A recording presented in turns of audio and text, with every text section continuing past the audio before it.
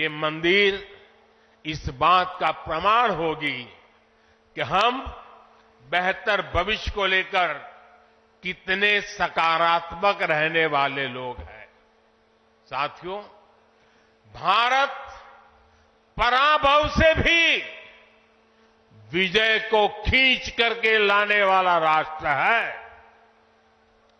हम पर सैकड़ों वर्षों तक इतने आक्रमण हुए, कोई और देश होता, कोई और समाज होता तो लगातार इतने आक्रमणों की चोट से पूरी तरह नष्ट हो गया होता। फिर भी हम न केवल डटे रहे बल्कि और भी ज्यादा मजबूत होकर सामने आए। आज सदियों के वो बलिदान फलीभूत हो रहे हैं। जैसे कोई बीज वर्षों के अकाल में पड़ा रहा हो, लेकिन जब वर्षा काल आता है तो वो बीज अंकुरित हो उठता है। वैसे ही आज भारत के अमृत काल में भारत के गौरव, भारत के उत्कर्ष और भारत के सामर्थ्य का बीज अंकुरित हो रहा है। एक के बाद एक हर क्षेत्र में कितना कुछ नया हो रहा है। जैसे देश के संत और आचार्य नए मंदिर बनवा रहे हैं, वैसे ही मुझे ईश्वर ने राष्ट्र रूपी मंदिर के नवनिर्माण का दायित्व सौंपा है। मैं दिन रात राष्ट्र रूपी मंदिर को भव्यता देने में लगा हूं, उसके गौरव का विस्तार कर रहा हूं। इस निष्ठा के परिणाम भी हमें उसी तेजी से मिल रहे हैं।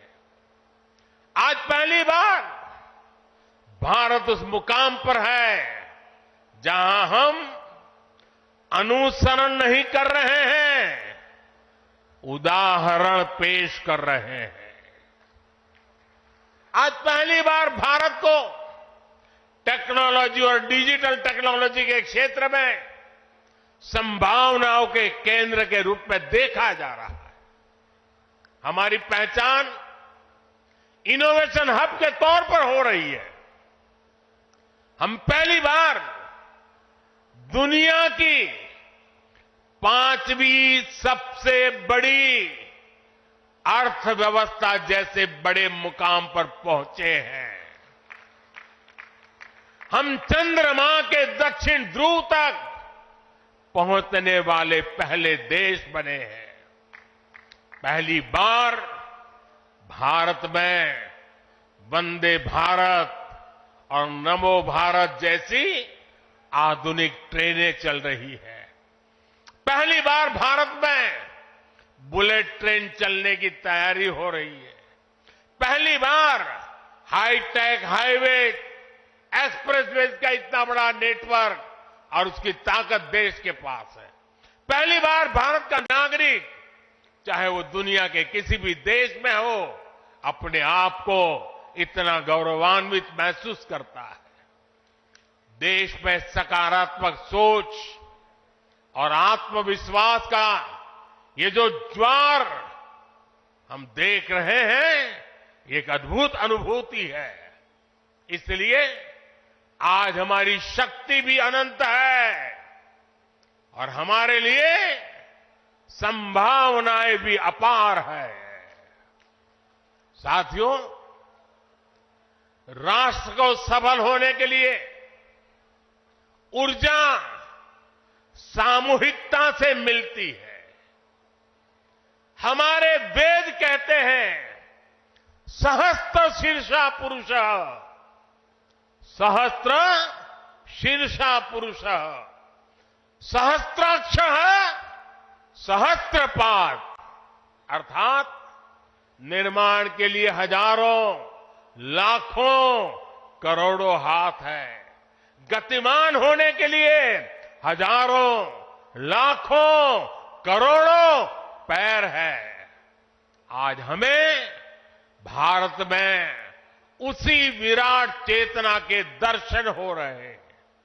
सबका साथ, सबका विकास, सबका विश्वास और सबका प्रयास, इस भावना से हर देशवासी एक भाव से, एक संकल्प से राष्ट्र के लिए काम कर रहा है।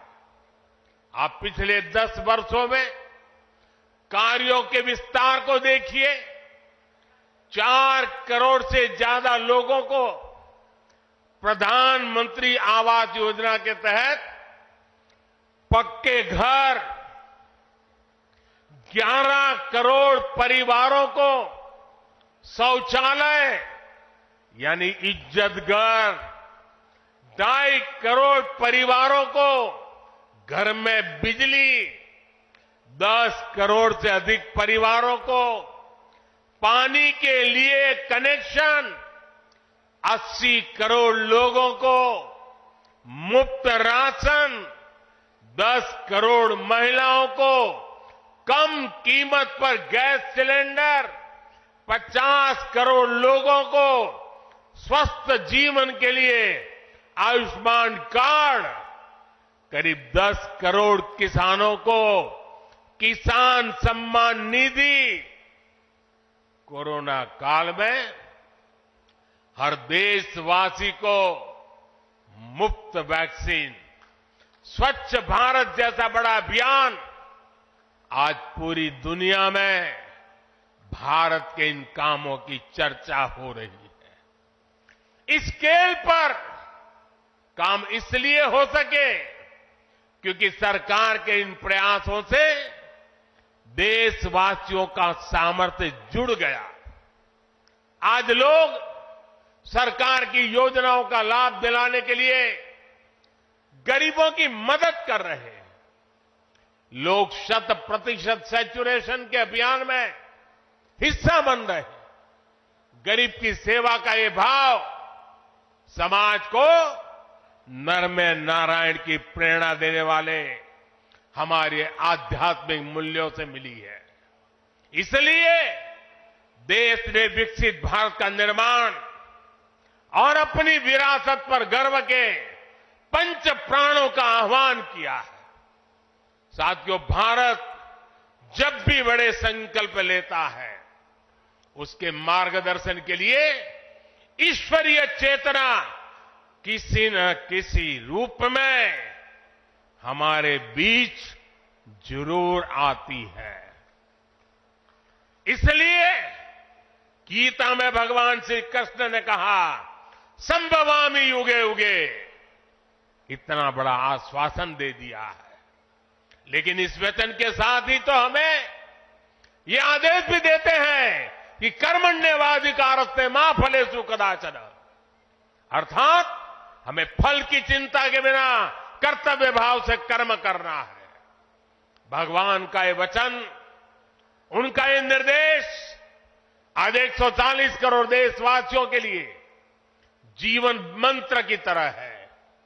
अगले 25 वर्षों के इस कर्तव्य काल में हमें परिश्रम की पराकाष्ठा करनी है। हमें निस्वार्थ भाव से देश सेवा को सामने रखकर काम करना है। हमारे हर प्रयास में, हमारे हर काम से राष्ट्र को क्या लाभ होगा, ये प्रश्न हमारे मन में सबसे पहले आना चाहिए।